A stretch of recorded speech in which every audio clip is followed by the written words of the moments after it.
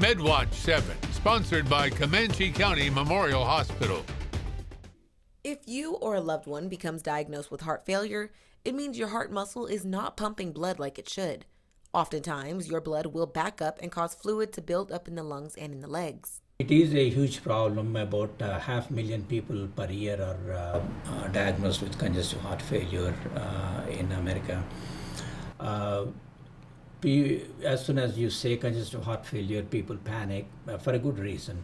Back before we had effective therapies, when people had advanced heart failure, the average life used to be about 6 months. Heart failure does not have a permanent cure, but it does not always mean sudden death. In fact, about 35% of people who have congestive heart failure can survive for 10 more years with treatment. Those living with heart failure may experience fatigue, fainting, difficulty breathing, fluid buildup and swelling, and even a rapid or irregular heartbeat.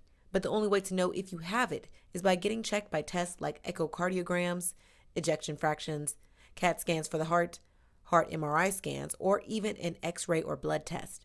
But what causes heart failure? Could have been a viral infection or various kind of cardiomyopathies which make the heart muscle weak. As we age, most of us will get a little bit of stiffness of the heart muscle.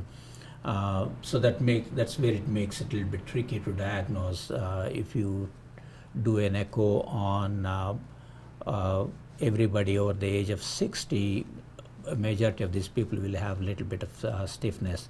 But heart failure is not just affecting older individuals. Sudden or acute heart failure is typically caused by injuries or infection that's damaging the heart, such as a heart attack or blood clot in the lung.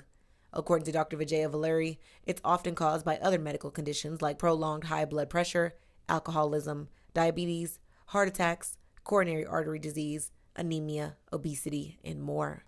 While surgery may help, treatments like beta blockers and more can also be used. Dr. Valeri says the best ways to avoid heart failure is by putting down the tobacco, maintaining sleep, stress, regular health screenings, and even by exercising.